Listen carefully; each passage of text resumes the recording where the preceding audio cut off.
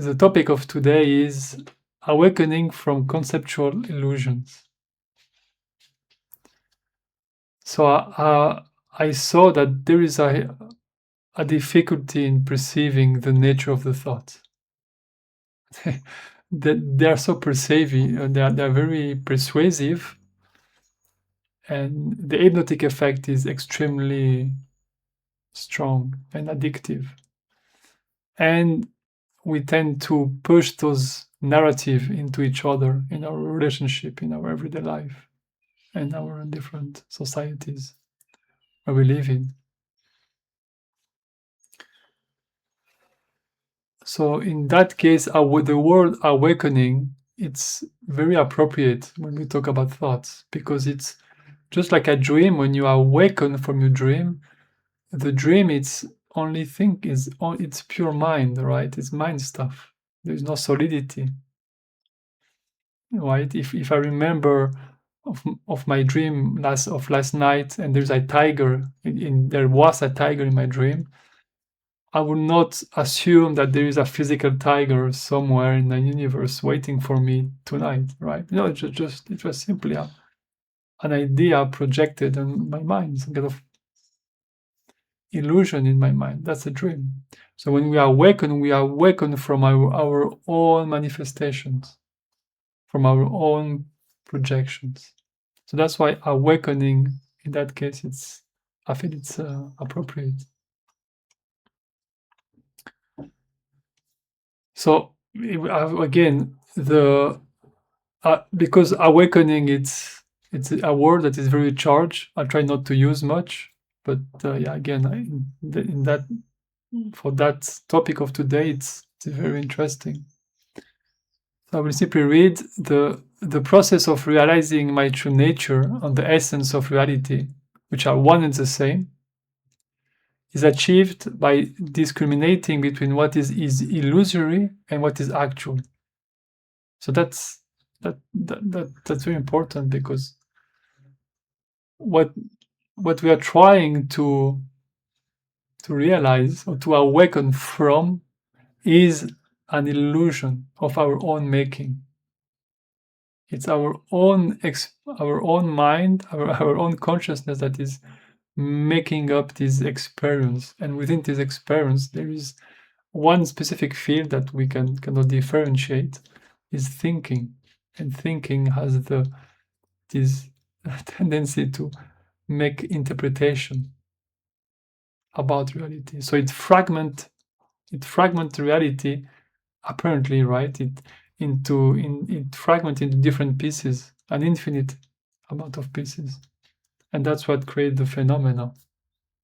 So all of the spiritual path is to being able to distinguish between what is actual and what is manifestation, what is illusory, what is made up. So again, through this, we free ourselves from the suffering, the pain, and the fear. Because, of course, if I am not an individual doomed to die and to suffer and to struggle, well, the suffering vanish and the pain and the fear vanish, because there is not a specific individual that is receiving these stories. That is there is no one that is receiving the consequences of the story, and that's what we call peace. The causeless peace is the fact that suffering doesn't appear. It's not that suffering has been resolved, or all of the human trouble has been solved and there is peace on earth. No, it's that the cause of the suffering has disappeared, which the cause is often a wrong identification with something that I'm not, an individual living in a physical world. So that's kind of the spirituality in a nutshell, right? In condensed. So I will start with the proposition that you are already awake. So this is what being awake look like. just like when you dream, you are awake of your dream. You are aware that you are. I mean, you are aware of your experience because there is something happening, right? So in that sense, you are already awake. You are having this experience. The consciousness is already having this experience. So this is not really a process per se. That's really important to have this clear. It present to us as a process, as an unfoldment, but there is nothing really happening. That's why I wrote awakening is a non-process. The realization is already accomplished outside of time, but it unfolds linearly as if it were fresh and new. So we're going to go deeper a little bit in time, right? Why it's a non-process and why it has already happened. Because time is a thought. You need a thought to produce a sense of time. So time and thought are one and the same. So when you awake from your dream, the dreamer is not bound within the time space of the frame, but the frame that the dream is imposing. Just so right here, right now, I have a sense of time, but this sense of time is produced by the mind. So I am always here and now. So it has already happened because it's not in time. That's why it's a non-process. So we are awake, but we are distracted. We we love our drama. We love it. That's why the society of distraction, books, video games, entertainment, movies, and drama in politics and news. We love it. We love the human drama. We are addicted to it. But what is very strange is because we are not in time, everything has already happened, even though I'm feeling as if it was new. And that's why I put a symbol of a book, because in a book, the book is already written. There is no suspense. It's already done. Nevertheless, when I open the book and I read, if it's the first time, I will have emotion. I have stories. I will feel as if it was new.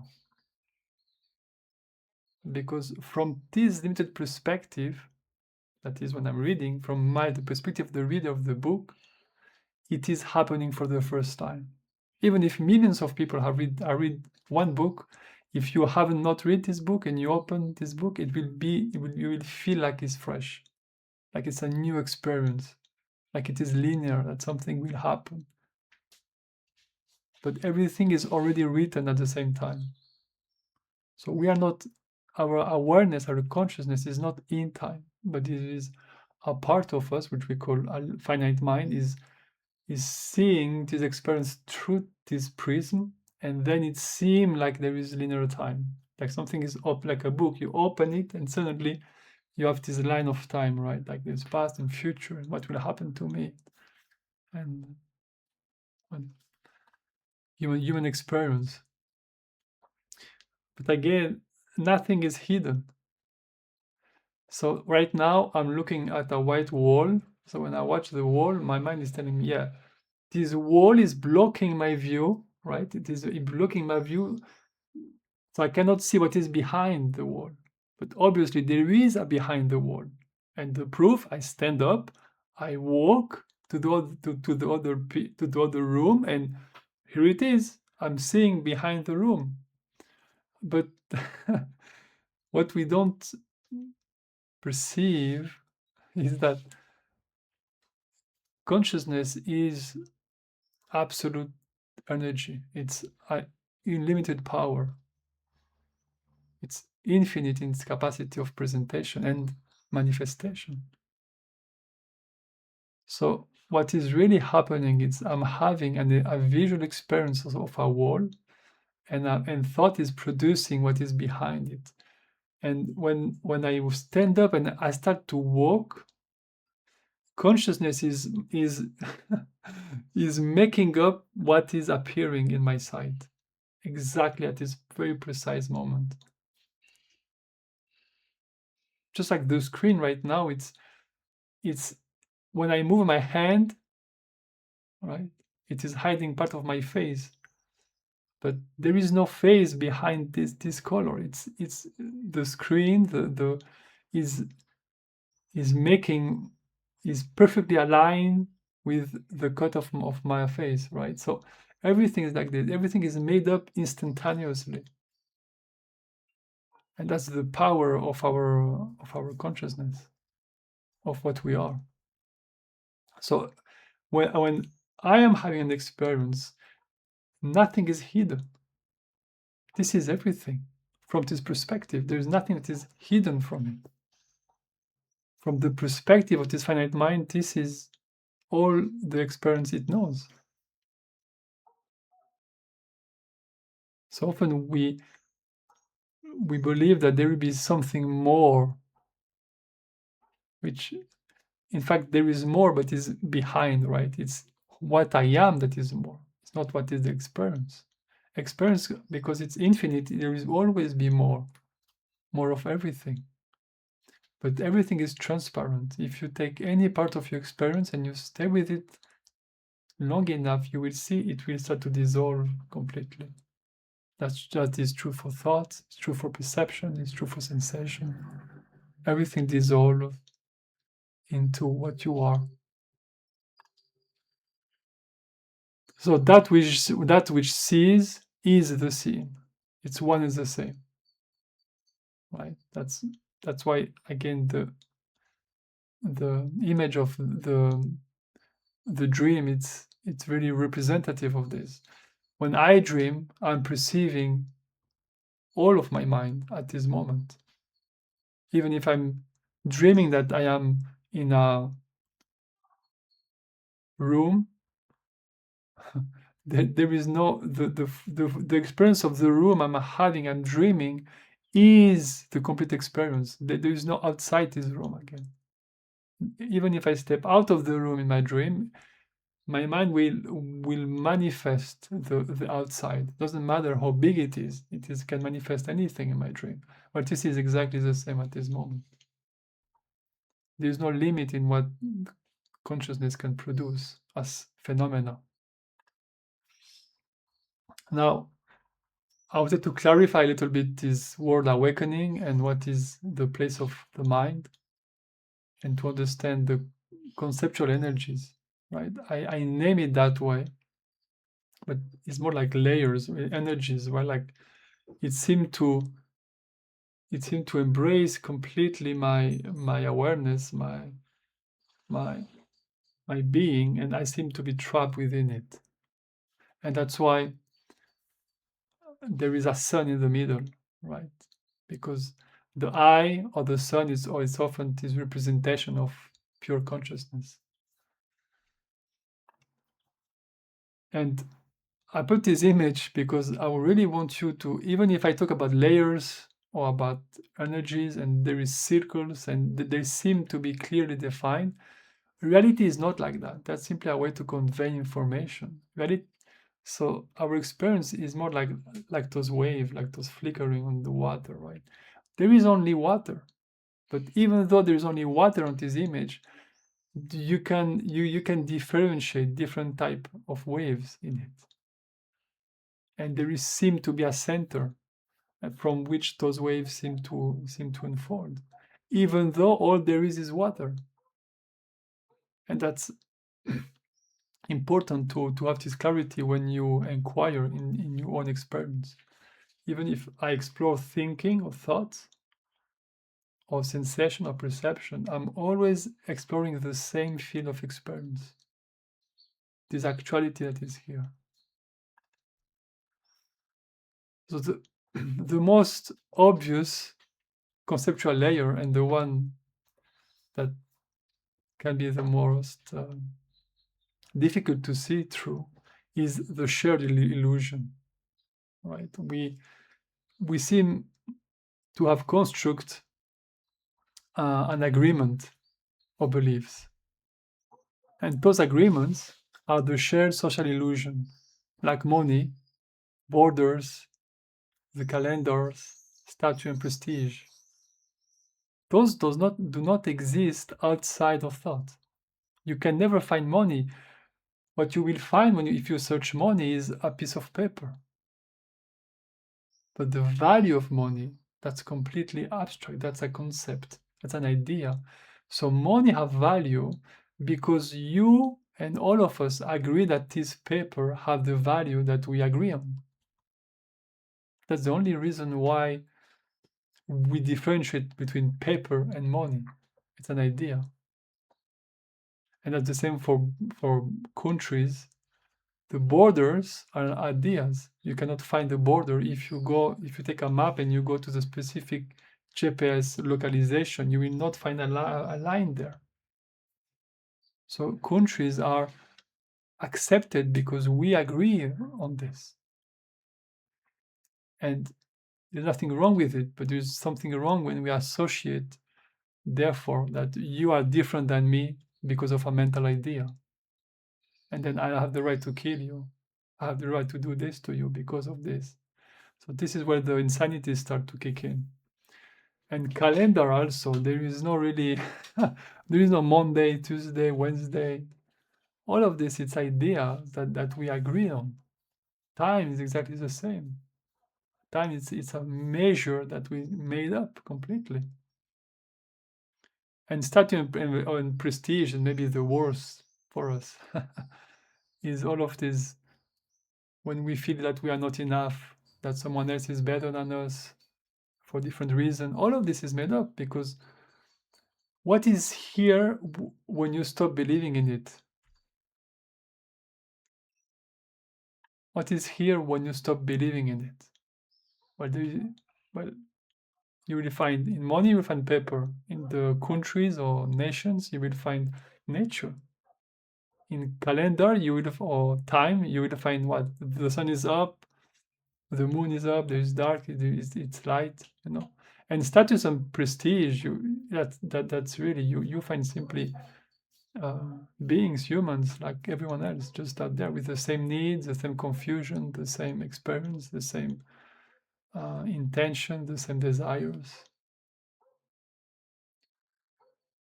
And there's one question here from Sarah: is there cyclical time thought, like in nature? Well, that's something that if to think that there is cyclical time and there's nature, that's a huge support to step out of the conceptual layer and to arrive to, okay, there is no time, but I can see the sun going up in the sky and going down, and there is the four seasons, and I like there is no more money, but I can touch a piece of paper. So the piece of paper is real and money is not real.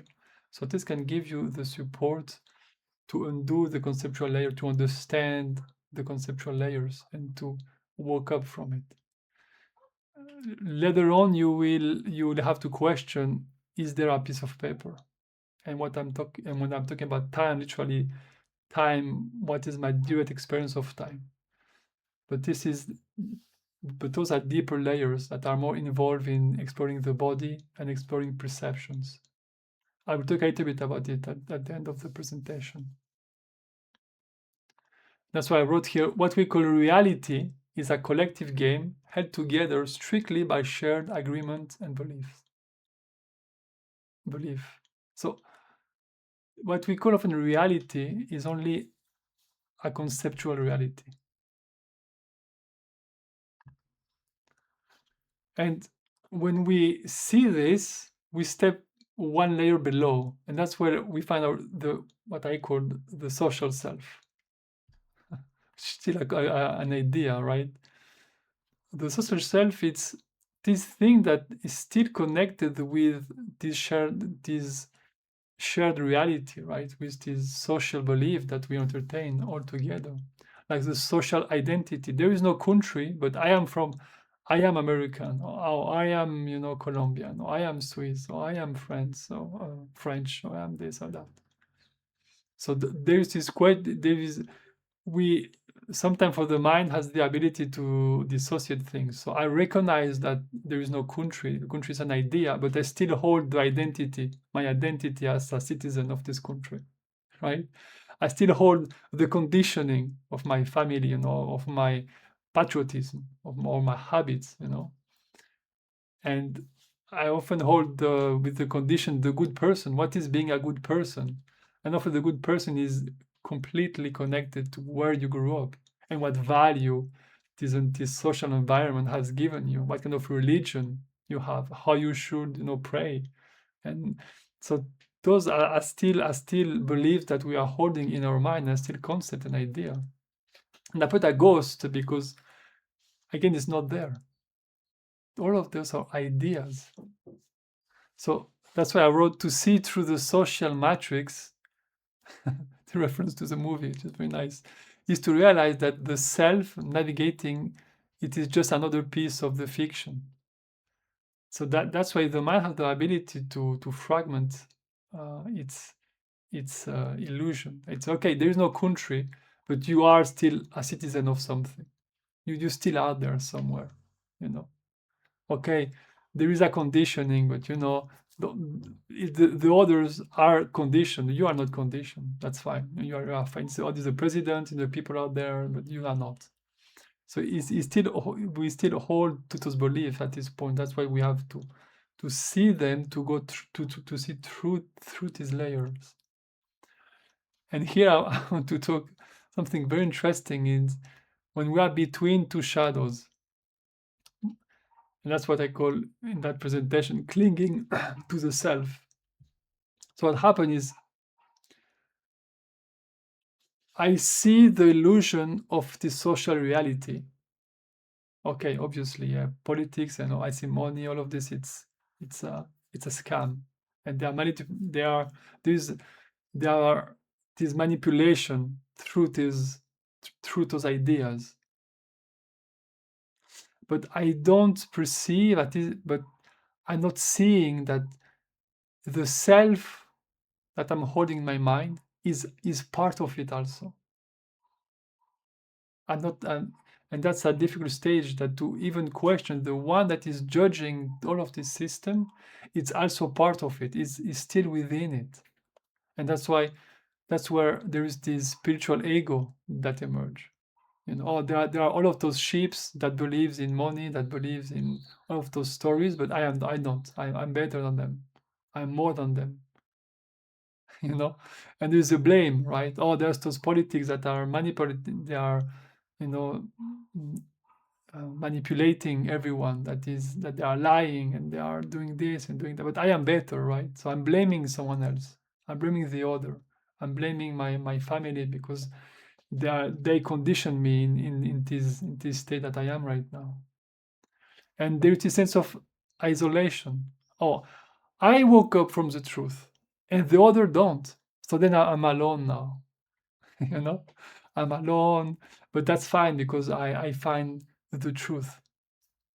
And that's very strange because it woke up a spiritual suffering, which is uh, very kind of sad because it seems that you feel disconnected from the other. At the same time, because you don't question this self, this finite self, this idea, you don't feel connected to the source either.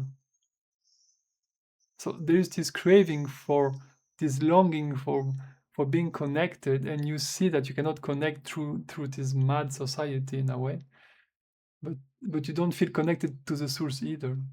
So there is this kind of strange spiritual suffering. I just name it that way, right? And just a words to point towards this kind of difficulty that I'm not I'm not here and I'm not there. It is no man's land. And that's why I wrote, when you see that the social reality is an illusion, but you still cling to the self that lives within it. Wait, excuse me. And yeah, and you are holding to the ghost, right? So I'm still misidentify myself as an entity, and then I feel like because this entity is not real, well, I've I have this suffering and this longing for connection. Go through this. One of the deepest defense is abstract intellectualization. I'm sorry for the words, the word I use, right? They're just a way to convey information, right? There is no need to, to make too much stories about it. So simply abstract intellectualization is the mind is always putting everything as a story, as an idea, right? That's why there are throughout history there has always have people who are beings who have discovered the truth and have tried to express it in different ways. And those truths have, for different reasons, have always become a philosophy or a religion, a way to to be disconnected from direct inquiry, for direct experience, to a kind of uh, an idea that then I will go to meetings and groups and I will start to argue about who is right. Right? I write a books about who is right. And if we talk enough, we will find an agreement. But again, reality is not an agreement. If you agree with someone at some point, it's still this layer of social beliefs, which is fine, but that's not what really relieves you from the suffering and the pain. And there's this illusion of progress that I talked a little bit at the beginning, that it presents itself as a process, like I'm progressing towards something. But what we are is not a goal to attain. What we are, it's a fact. It's something to realize, to remember. So the mind will always put things as a progress because it put everything in time. So as soon as it put a goal into tomorrow, you are again playing the game of time within the boundary of time, and then you are lost at this exact moment. You are lost again. And there is what I named this house of mirrors, which is this idea that at some point reality is unexplicable. You cannot explain or justify clearly what you are, what is reality. It's impossible because reality is beyond everything, obviously. And what we are, it's beyond the mind understanding, even though we are exactly that. I am exactly what I am right now. I am nothing else. Obviously, I am. But now, if you ask me, who are you? How can I answer to this question? I cannot. So the words I use and this presentation is is not a presentation of facts per se. They are trying to convey ideas so you can check for yourself if those are true. And it's by checking that you will say, yeah, this is a true. And if something become a realization for you, you don't need theory anymore. You don't need books, you don't need no one, because that become an absolute fact. So I know I am, and I don't have to justify this to anyone. So that's the house of mirror. The mind will always try to tell you, okay, if this is true, you should be able to prove it to me, explain it to me, draw it to me. Show, bring it into the mind. But as soon as you bring have you noticed that as soon as you bring anything in the mind, instead to argue with it, oh yeah, but that's you're not right because of this. Oh, but he's wrong because of that. And then you are again in a philosophy and ideas. So this abstract layer, it's difficult to step out in this because it's always almost always present. So seeing through this layer is not that it disappears completely, is to see that it's this abstraction is a quality of the energy of thought. Just like since the body has specific quality, there's a specific vibration to it. Thoughts have the same quality, it abstracts everything. That doesn't mean that it is true. And that's why I wrote here, with the social world and your social identity exposed as fiction, the conceptual mind faces its final stand. Here it deploys its most dangerous survival tactics. Well, it seems very dramatic, but it's simply this phenomena of self-survival, right? Trying to always distract you into forever more clouds of confusion, really. So that's so true awakening only begins when you break out of the intellectual house of mirrors. And this is the radical shift from thinking about life to direct experience. There is a clear difference between thinking about spirituality, thinking about what you are, thinking about who are the others, and direct engagement with it. Like, what is reality? Not as a thought, not as a theory, but as what is this? This is here. Exactly this. Exactly now. What's that? That's very, very powerful. And when we, this is what I can call awakening, right? Which is then you start to ask the true questions, which is what is time? Not as a watch, as a calendar. What is my direct experience of time? And what is it? So what is now? What is eternity? Right? If I answer what is time, I answer what is eternity. And of course, who I am. Who am I? Right? The question of what is the source of my identity and the illusion of choice. We often overlook completely the possibility that there is no choice. We just want to choose the best, but we don't question what is making a choice even. What does that even mean? What is the reference frame for that? And one thing very, very interesting is the origin of meaning.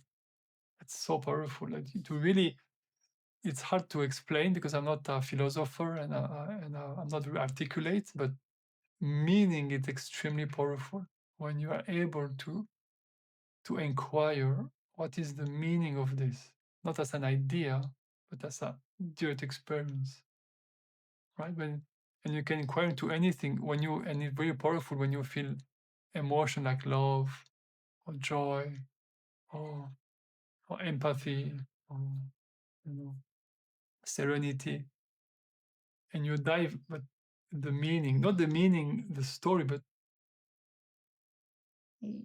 what is the meaning of, but in the sense that where is this joy, where is the meaning of joy coming from, finding the source of it. That's very powerful, and that's what we explore in the course that we do. That's the first month, and that's why I start with this, because it's important to have clarity on this in order to go deeper, because deeper there is the emotions to explore, there is sensations, because the sensations is the experience of the body, and perceptions is the experience of the world. So those need to be explored. But if you are not clear about what is direct experience and what is thinking, well, it will get very messy very fast, and you will simply gather more intellectual understanding, and there will be no direct realization of it. What is really interesting to me, where I am right now, is the direct experience of it. I don't really care about having a good theory about happiness. If I feel it, it's enough, right? And of course, the presentiment of the divine. That's that's the experience of your own self.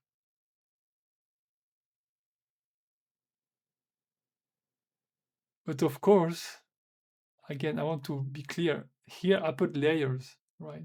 But reality is more like this. It's more like a spectrum with infinite colors and infinite light and shadow and darkness moving. And on top of this, it's absolute dynamism. So it's constantly shifting, moving here, flickering, changing, disappearing, changing color, light, intensity. So it's wow. It's just like, what the hell is this? No one knows. But it's one indivisible whole. So what I'm trying to point are pointers, are map but the map is not the territory.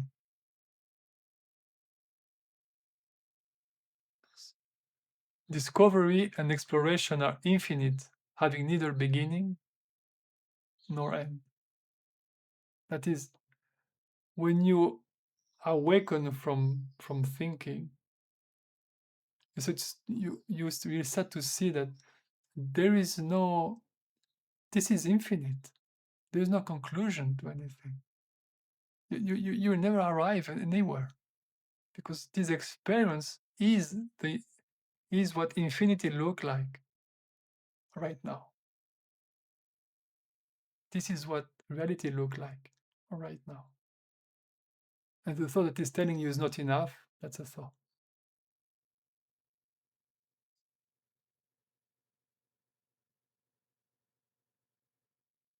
So this was Awakening from Conceptual Illusion, a little introduction. When you finally realize that nothing can be understood conceptually, there is nothing left to find. But there is infinity to explore. That's the beauty of it. When the path to God ends, the path in God begins. So this is an exploration of yourself. And all the goals that you believe that you have to attain, they are self-imposed. No one is imposing you those goals, those achievements. No one is imposing you anything. So this is what freedom looks like. And you are so free that you can have an experience of being bound or being limited. That's how free you are. So even if I talk about layers, about awakening and going beyond and all of this, it's really, don't let the mind, put you in time and put you into I'm not there yet and goal to attain and future things. And no, it's more. That's why I talk more. I use more sensitivity, because sensitivity to me is a great word, because it points toward feeling what is already there. It's not about trying not to have more. No, it's having more sensitivity. That's interesting, right? Like, it was there, but I didn't felt it before that way. That's interesting.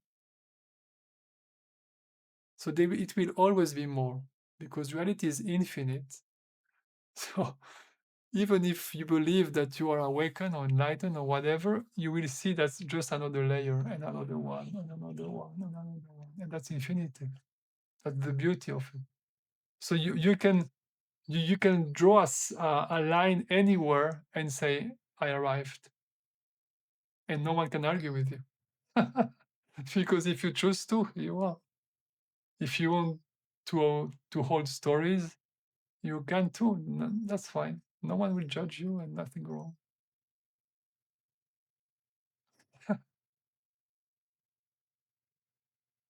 Yeah. So we will move to the questions, to the part of the question and sharing.